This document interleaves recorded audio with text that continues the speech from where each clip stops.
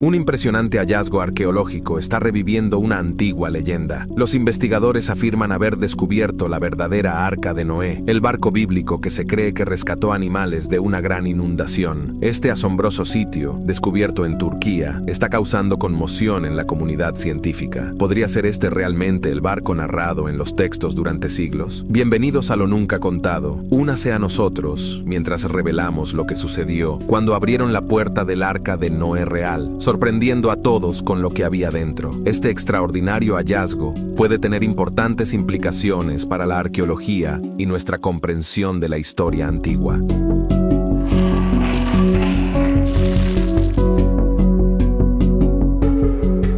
Según la conocida leyenda bíblica, Noé construyó un enorme santuario flotante capaz de preservar formas de vida selectas durante un diluvio que abarcara la tierra. Esta embarcación ha llegado a ser conocida coloquialmente como el Arca de Noé, un barco gigantesco construido por orden de Dios cuando la profecía divina predijo las inminentes inundaciones catastróficas. La historia de Noé y la gran ambición de un bote salvavidas transoceánico diseñado se cuenta de manera más famosa en el libro del Génesis. Dios reveló directamente las especificaciones exactas para el diseño del arca para que pudiera resistir las inundaciones, con 300 cúbits de largo, 50 codos de ancho y 30 codos de alto. Con un cúbit estimado en 18 pulgadas, los investigadores indican que la prodigiosa nave de Noah habría medido 450 pies de largo y 75 pies de ancho. La comparación con análogos modernos da una perspectiva de la impresionante capacidad del arca. Más largo que un campo de fútbol, más alto que el Big Ben de Londres en posición vertical, más pesado que cualquier fragata de madera del siglo XIX y con más acero que el utilizado en el RMS Titanic. Incluso los barcos de madera más grandes construidos en los tiempos modernos alcanzan solo una fracción de las proporciones del Arca de Noé. Sin embargo, a pesar de los meticulosos planes, muchos expertos se preguntan si una estructura de madera tan gigantesca podría permanecer estructuralmente sólida cuando esté sometida a presiones continuas por mares abiertos torrenciales. Los textos religiosos señalan específicamente que Noé recibió instrucciones de fabricar el arca con madera de tusa, probablemente una especie de árbol ahora extinta, y cubrir la vasija con brea bituminosa resistente al agua, medidas que maximizan cualquier esperanza de resistencia. Si bien la preservación marítima parece inverosímil para los escépticos, los creyentes argumentan que la divina providencia otorgó una estabilidad milagrosa para permitir el transporte seguro para todos los habitantes aliviados. Algunos también hacen referencia a las propiedades desconocidas de la madera de tusa como hipotéticamente contribuyendo a una gran resiliencia. Además, el relato del Génesis delinea el interior del arca,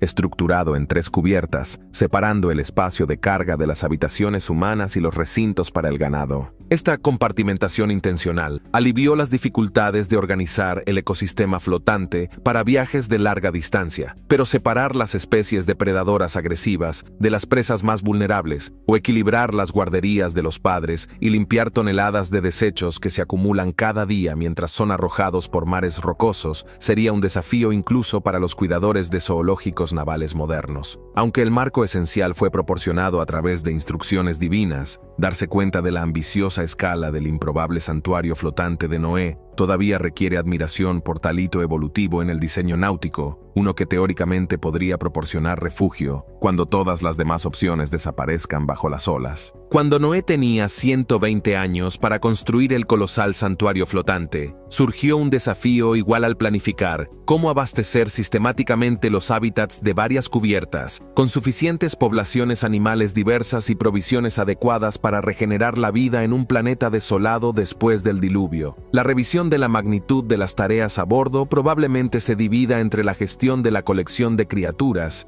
y la organización eficiente de los recursos consumibles. Cada especie animal llegó guiada por un propósito divino, seleccionada en base a un criterio no revelado, con parejas preferenciales de bestias limpias, traídas por 7 para futuros derechos de sacrificio. Según cálculos académicos conservadores, el registro de Noah reunió a más de 16.000 animales pasajeros individuales. Incluso los zoológicos modernos con acceso a telecomunicaciones y redes de transporte globales se esforzaron por soportar de manera sostenible tal escala dentro de los confines claustrofóbicos del arca, poner en cuarentena los contagios, controlar los parásitos, separar las tensiones de los depredadores y presas, limpiar las acumulaciones tóxicas y cumplir con las restricciones dietéticas personalizadas, superaron los límites de la cría rutinaria. Debajo de la cubierta, los ingenieros construyeron corrales para múltiples especies, dividiendo las criaturas por tamaño y comportamiento maduros promedio.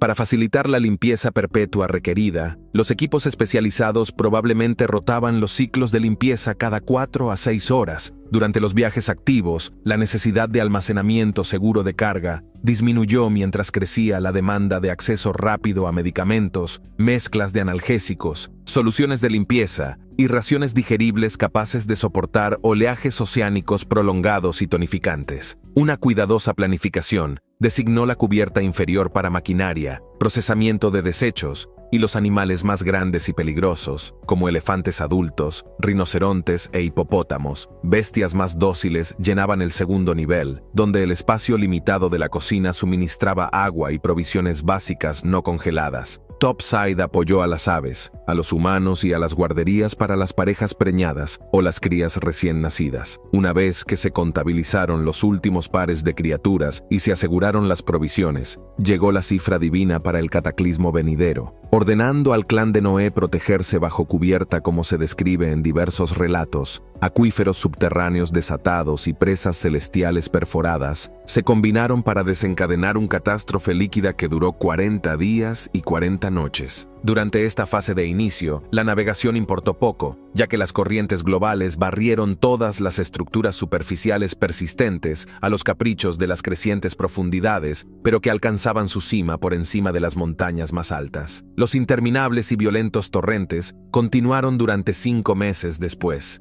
haciendo imposible la navegación según patrones estelares y protegiendo a los ocupantes de puntos de referencia reconocibles. Dentro de este caos, las rutinas estrictas proporcionaron un alivio psicológico esencial y al mismo tiempo contribuyeron al orden funcional necesario para las tareas de supervivencia, como distribuir provisiones varias veces al día, monitorear de cerca a todas las criaturas para detectar signos de estrés o enfermedad y consolar a los bebés angustiados, al mismo tiempo que proporcionaban ejercicio básico a todos los adultos. Constituían operaciones las 24 horas del día. Por ejemplo, los elefantes necesitan más de 300 libras de forraje por día, complementadas con enzimas digestivas y limpiadas meticulosamente para evitar infecciones en espacios cerrados. Igualmente exigente, más de 100 especies diferentes de aves necesitaban alas extendidas, virus monitoreados, nidos asegurados y dietas basadas en semillas o insectos recolectados selectivamente antes del viaje. A pesar de los desafíos, el establecimiento de protocolos estrictos garantizó la máxima salud durante el viaje de crisis. Inevitablemente, las teorías y exploraciones posteriores al diluvio, tanto los eruditos como los creyentes devotos, reflexionan sobre qué evidencia queda ahora del viaje heroico de Noé, o incluso sobre la localización de un lugar de descanso final para el barco santificado que conservó la esencia de la creación. La mayoría de los exámenes teológicos asumen que el arca encontró un puerto seguro a lo largo de las elevaciones superiores del monte Ararat, basándose en traducciones localizadas de las transcripciones más antiguas que se conservan.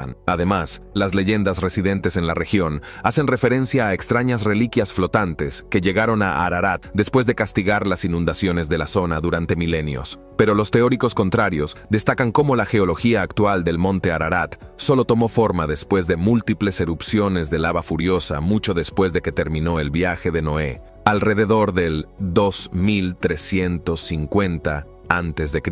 Además, los tramos superiores de Ararat cubiertos de hielo prohíben una exploración extensa sin permisos y equipos especializados para condiciones extremas. Otras ubicaciones propuestas incluyen el Pico Al-Yudi de las cadenas montañosas de Sagro, que las antiguas traducciones regionales a veces interpretaban como el lugar de aterrizaje. De la misma manera, Durupanar, a lo largo del este de Turquía, e incluso las alturas de Giligaray, a lo largo de la frontera entre Afganistán y Pakistán, cuentan con supuesta evidencia de restos de arcas preservadas en forma de fósiles de barcos gigantes incrustados. Los avances en las tecnologías de imágenes, como el radar de penetración subsuperficial, los escaneos topográficos aéreos LIDAR y los estudios magnéticos basados en satélites proporcionan herramientas invaluables para futuras expediciones. Descartar incluso las afirmaciones más dudosas todavía exige ascensos traicioneros a elevaciones pobremente documentadas que solo los evangelistas más comprometidos y con respaldo político emprenden rutinariamente. Pero al combinar activos profundos, financiación y experiencia técnica con respaldos culturales regionales, perdura la esperanza de que algún día los misterios de la vasija de Noé puedan revelarse una vez más para proclamar la gloria y la sabiduría de Dios. La credibilidad científica cuestiona, como ocurre con cualquier cuento legendario que bordea la inverosimilitud, los relatos de la épica búsqueda de Noé en el océano generan un escepticismo comprensible entre los académicos centrados en la evidencia. Los despidos generalmente se centran en tres críticas centrales: preservación estructural inverosímil, cuestiones contradictorias de sincronización geológica y fallas de continuidad de la diversidad genética que socavan científicamente la interpretación literal con respecto a los materiales de construcción. El libro del Génesis especifica madera de tusa reforzada con brea bituminosa para una flotabilidad resistente a la intemperie, pero los dendrólogos no encuentran ninguna coincidencia entre las especies de árboles supervivientes conocidas. Los estudios teóricos de cohesión molecular también indican que incluso los barcos reforzados con acero rara vez soportan condiciones de navegabilidad más de 10 años antes de que la guerra de tablas y la corrosión de los sellos hundan a los barcos, independientemente del mantenimiento. Sin embargo, las especificaciones de Dios supuestamente permitieron que el arca de Noé aguantara un año completo sacudida por inundaciones globales e incluso permaneciera intacta después de un terreno montañoso y estaciones heladas posteriores, sin propiedades de bosques de tusa. Una supernave de madera que sobrevive a tal coacción suscita escepticismo. Además, la evidencia geológica no logra correlacionar el supuesto lugar de aterrizaje del monte Ararat con la cronología de las inundaciones. La datación radiométrica de muestras ígneas muestra que la actual montaña Ararat se formó mucho más tarde, refutando su existencia misma durante el año 2350 a.C., cuando las aguas de la recesión encallaron el arca, según los relatos. Además, las elevaciones superiores de la Rata Ara de Turquía permanecen enterradas bajo cientos de pies de hielo y nieve pleistoceno acumulados, lo que entra en conflicto con las descripciones bíblicas de hábitats forestales temporales que sembraron después de que terminó el diluvio. Si bien la evidencia regional sugiere inundaciones antiguas, nada se acerca a las proporciones de Noé que dejaría huellas geológicas claras. Por último, algunos biólogos descartan evidencia o mecanismos que respalden la afirmación de que la diversidad de todos los animales terrestres que presenciamos hoy irradiaba de las pocas parejas reproductoras alojadas en el arca. Mediante modelos estadísticos reproductivos, comenzando solo con supervivientes emparejados, no es posible alcanzar los 30 millones de especies de escarabajos catalogadas actualmente a través de la especiación natural. En cambio, las presiones evolutivas aceleradas debieron haber seleccionado rasgos preferidos mucho más rápido de lo que se entiende actualmente o de lo que existía la variación de especies antes de la inundación. Ya sea una extrapolación no concluyente o suposiciones masivas, deben conectar la narrativa con las principales investigaciones empíricas y los intentos de expedición. Sofocar el escepticismo en torno al cuento mítico de Noé se basa en encontrar evidencia arqueológica tangible de que las innumerables expediciones de Goad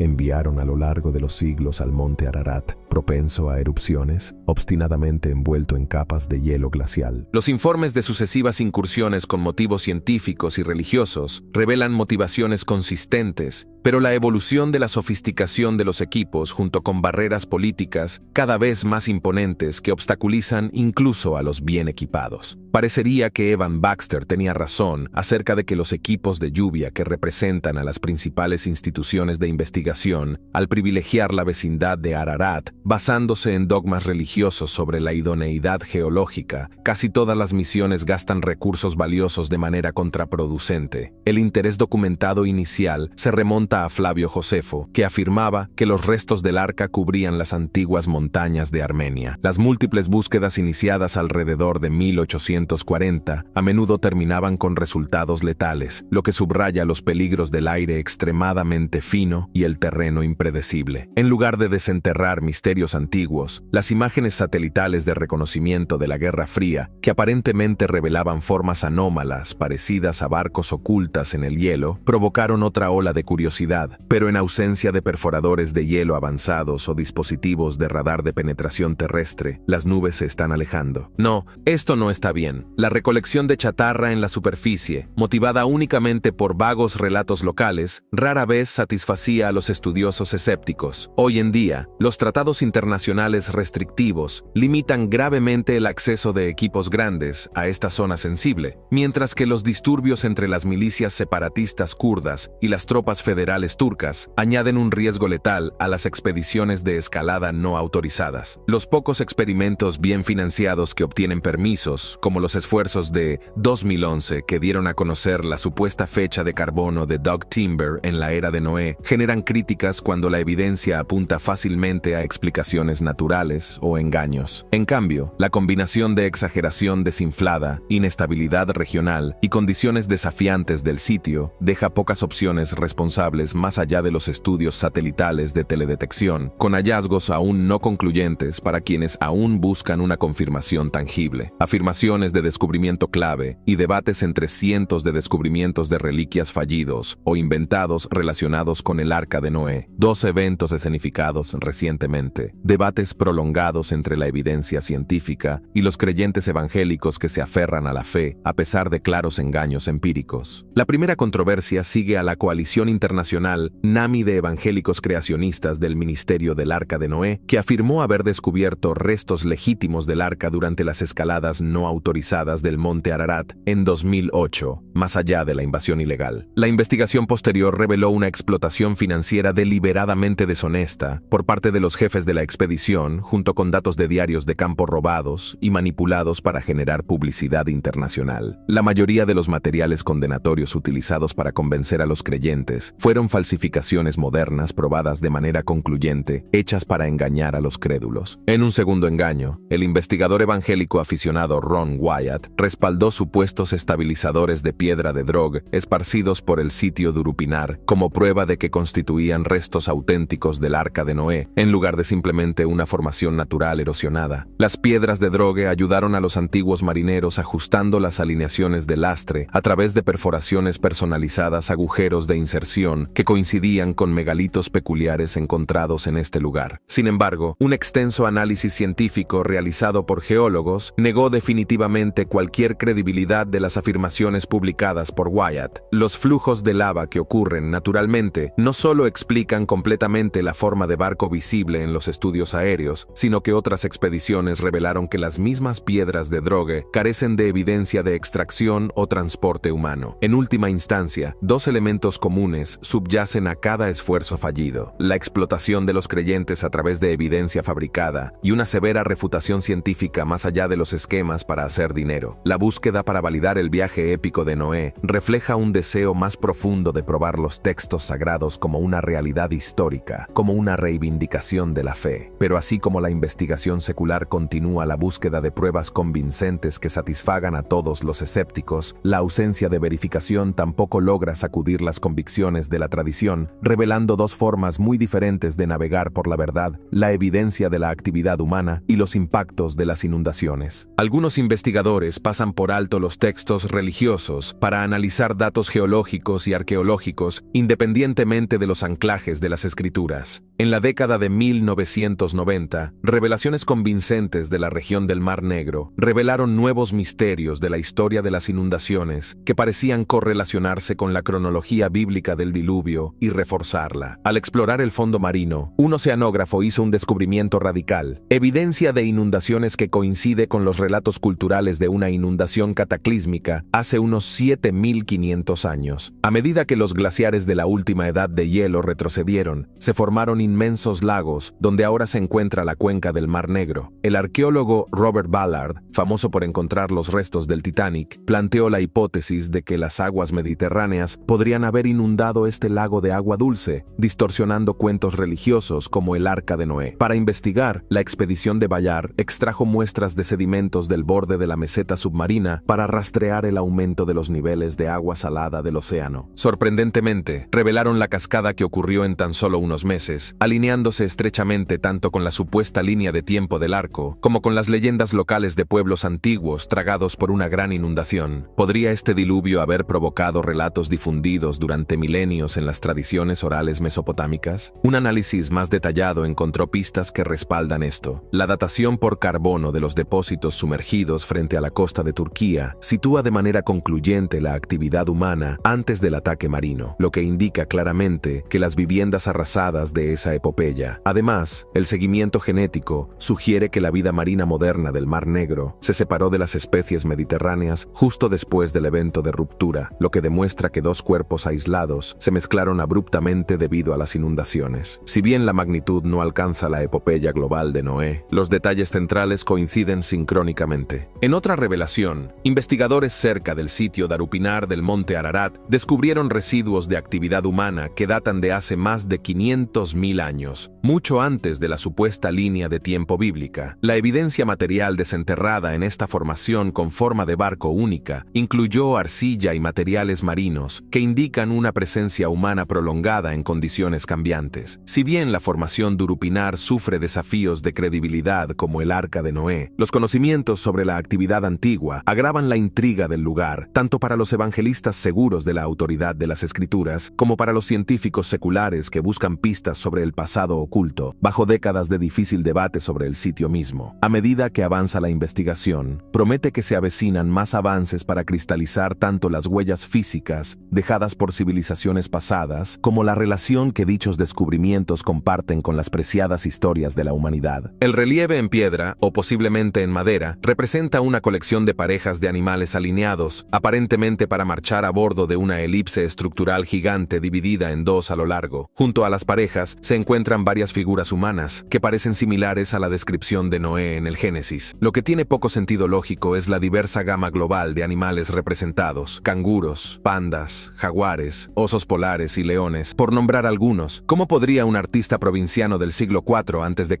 concebir siquiera tal amplitud, dando crédito a su conexión en arco? Además, historiadores selectos hacen referencia directa a intrigantes anomalías en forma de barcos en sus antigüedades de los judíos. El erudito del siglo I, Flavio Josefo, documenta restos de arcas rotas esparcidas por los picos de las montañas armenias, que se asemejan inquietantemente a las zonas de aterrizaje de otras inundaciones, relatando como la época posterior de Gilgamesh. El propio Marco Polo, pionero de los viajes mundiales del Renacimiento, mientras navegaba cerca de Ararat, también registró relatos de testigos presenciales de un sitio montañoso sagrado, donde los lugareños afirmaban que el arca se hundió in memoriam con mayor precisión. Sin embargo, durante el siglo VI, las luchas por el poder regional por el control sasánida de Egipto llevaron a Belisario a obtener el testimonio directo de un obispo de aldea llamado Procopio. Este clérigo presentó descripciones de inusuales restos petrificados en lo profundo de una serie de cavernas que no se parecían a nada encontrado en la naturaleza, sino a un titánico barco oceánico de orígenes míticos. Y más recientemente, en la década de 1940, cuando se hizo posible la fotografía de reconocimiento con aviones espía, una fisura intrigante en forma de barco situada en lo alto del Gran Ararat desencadenó una cascada de especulaciones aún sin resolver. Los primeros intentos posteriores de exploración chocaron con peligros de altitud extrema o escaramuzas militares territoriales. Sin embargo, la persistente atracción gravitacional de los textos antiguos deja incluso vagas curiosidades visuales suficientes para justificar los continuos esfuerzos por documentar y verificar utilizando tecnologías modernas. Porque cuando surge la curiosidad, las respuestas a menudo se encuentran en conexiones fuera de marco con otras narrativas antiguas. Los investigadores analizan más que solo datos geológicos y arqueológicos, reconociendo que los relatos de inundaciones catastróficas impregnan la mayoría de las leyendas culturales antiguas en todo el Medio Oriente y Asia. Descubrir posibles orígenes comunes o préstamos entre tales cuentos podría reforzar la precisión de la cronología bíblica. En particular, las sorprendentes similitudes compartidas con la epopeya precedente de Gilgamesh revelan paralelismos narrativos innegables, inaceptables como mera coincidencia. La epopeya, escrita más de 1000 años antes del Génesis, documenta al protagonista Utnapishtim, advertido por su patrón, el dios Enki, sobre la inminente aniquilación por inundación. Siguiendo instrucciones asombrosamente específicas que no difieren de los protocolos de Noé, Utnapishtim fabrica una enorme embarcación cuadrada de varias cubiertas denominada Ambos, un arca y un cofre para preservar animales humanos seleccionados utilizando compartimentos de casco de caña sellados con resina. Después de 7 días a bordo, los cielos desatan tormentas incesantes que duran 6 días más y 7 noches exactamente, y finalmente aterrizan en la cima del monte Nasir en lugar de Ararat cuando las inundaciones disminuyen. El equipo de Utnapish también envía pájaros para controlar el retroceso de las aguas y desembarca para ofrecer un sacrificio más allá de los detalles del esqueleto de la trama central que cimentan una conexión innegable. El período de gracia de 120 años refleja la Génesis 6, al igual que las dimensiones precisas del arco Qubit, el recuento de animales, la repoblación deificada, las bendiciones y los pactos de armonía restaurados entre la deidad y la humanidad. El análisis matemático calcula la probabilidad de que incluso 10 elementos clave se alineen aleatoriamente entre cuentas separadas como 1 entre 30.000 millones, lo que demuestra de manera concluyente el intercambio directo de materiales. Pero ¿qué ocurrió primero todavía deja perplejos a los historiadores? ¿Noé inspiró a Gilgamesh o viceversa? ¿O ambos tomaron prestado de una tradición oral prehistórica común, trastornada por un diluvio desastroso real? Curiosamente, los babilonios, sumerios, griegos e incluso leyendas del lejano oriente, desde China hasta las islas polinesias, relatan variantes sobre el mismo tema de la salvación del diluvio elegida por Dios. La tradición azteca recuerda a un hombre al que se le aconsejó que construyera un barco para salvarse, y flotan infinitas muestras de semillas. La jardinería sobre las inundaciones borró toda la tierra seca. Tal como Tid Adam registra en el Islam, la mitología comparada ahora supone que tal difusión probablemente requirió una inundación aterradora real, grabando un trauma colectivo en la memoria cultural. Si todas las civilizaciones de un hemisferio recuerdan arcos que salvaron vidas, escaparon de aguas crecientes mortales y advertencias acertadas, entonces un diluvio épico perdido exige consideración en lugar de desestimación casual. Para Noé, Utnapishtim y sus progenitores, inundaciones quizás olvidadas hace mucho tiempo, unieron las tradiciones orales en poderosos cuentos de advertencia, elevados a la categoría de escritura. Los clanes en lucha utilizaron como armas las toscas represas y la deforestación hasta que la naturaleza tomó represalias más allá de toda mitigación. Sin revistas de linajes perdidos o geología que sustenten, la causa subyacente sigue siendo oscura. Sin embargo, el arquetipo del diluvio generalizado todavía merece investigación cuando se explora la legitimidad de las escrituras a medida que avanza la tecnología. La activación de la correlación de datos entre el relato bíblico y los documentos precursores ofrece la promesa de que la verdad espera pacientemente ser descubierta justo debajo de los depósitos de arena más antiguos, que aún guardan secretos bien guardados de la antigüedad.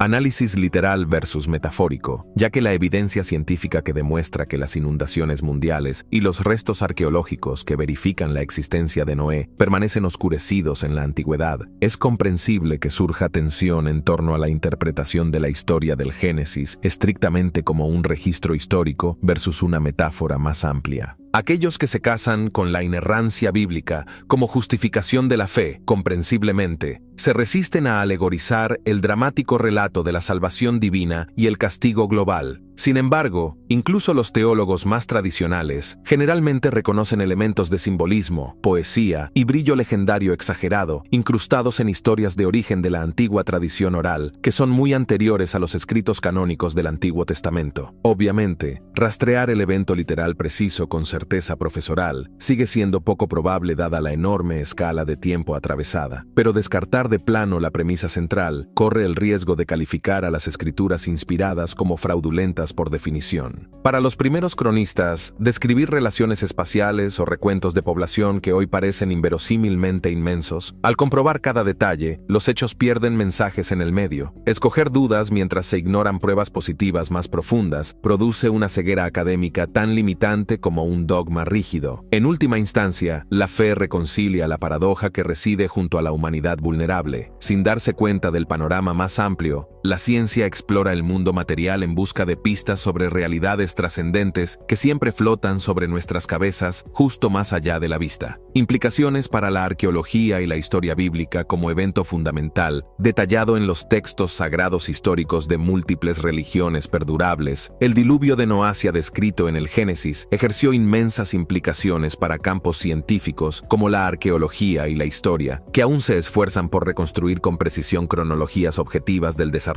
humano, no influenciadas por tradición heredada. En muchos casos, los artefactos ejercieron una influencia enorme y desproporcionada con respecto a su contexto, debido a una posible conexión con un desastre legendario que catalizó la evolución cultural en la cuna de la civilización. Sin embargo, rápidamente surgieron problemas para los investigadores empiristas a medida que las pistas se desinflaban constantemente en lugar de ser objeto de un mayor escrutinio. Por ejemplo, después de traducir los detalles de la génesis de las proporciones del arco, los ingenieros marinos calcularon actualizaciones de capacidad mucho mayores que las dos parejas apareadas jamás necesarias para garantizar la continuidad de la propagación de las especies. Esto insinuaba un motivo simbólico más profundo en la elección del autor de una proporción de 5:1. Más allá de registrar los hechos por igual, la datación por carbono nunca produjo evidencia consistente en los sitios de inundación propuestos, y los remanentes se visitaron con demasiada frecuencia. La erosión del hielo, o más tarde, la actividad volcánica, distorsionarían la confirmación cronológica requerida. Los arqueólogos ahora encuentran evidencia de un evento de ruptura masiva que inundó el Mar Negro glacial de agua dulce con agua salada del Mediterráneo en alineaciones históricas con la conjeturada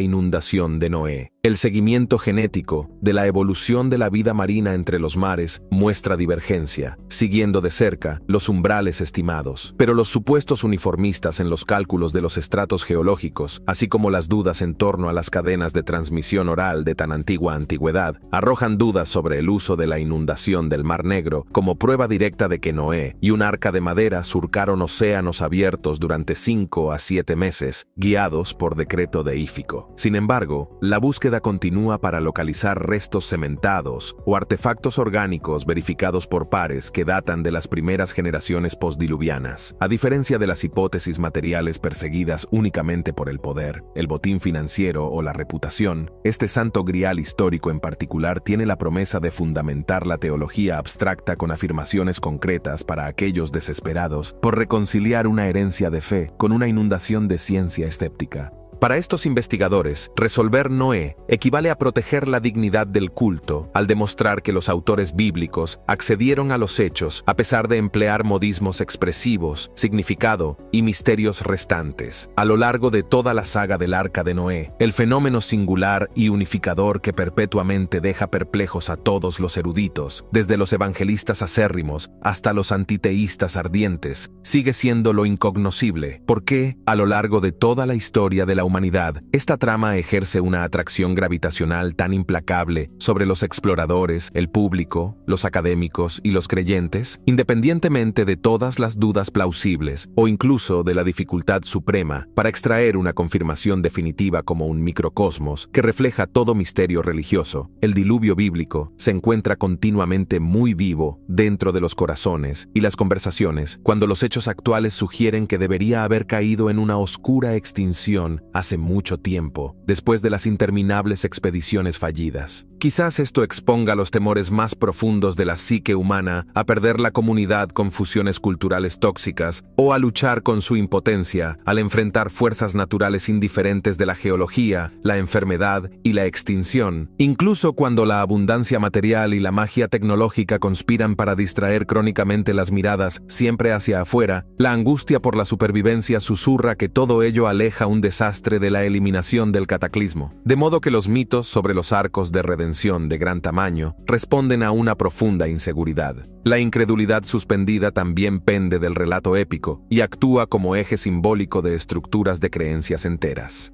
El judaísmo y su descendencia pródiga, el cristianismo, se basan en ciertos eventos infalibles, incluida la creación original, la caída de Adán y Eva, el establecimiento de la imperfección humana y el requisito colateral de un gran diluvio. Lavar el pecado del tablero antes de que la gracia regale la salvación a través de un Mesías. Desacreditar abiertamente a Noa, desacreditando empíricamente detalles como la extensión de las inundaciones o los salvavidas. Y de repente, toda la torre jenga de la autoridad escritural se derrumba en la duda, los escombros y las doctrinas clave se disipan, por lo que sus seguidores defienden apasionadamente la inerrancia para proteger la santidad. Por supuesto, para otros que no están interesados en la infraestructura teológica, la historia, los misterios y los ángulos humanos multifacéticos todavía intoxican la imaginación y despiertan sueños de expedición, ya sea que busquen tesoros o simplemente ilustren los coloridos arcos narrativos de la humanidad. Los mitos llenan vacíos donde los hechos temen pisar. Entonces, cuando la prueba sigue siendo temporalmente difícil de alcanzar, el interés perdura. Por el deseo de mirar detrás de las cortinas de la realidad, preguntas profundas que siempre escapan temporalmente de nuestro alcance. El arca sagrada navega en los sueños, sino fragmentos sin descubrir que se esparcen por las rocas de las montañas hasta convertirse en polvo. ¿O quién sabe realmente?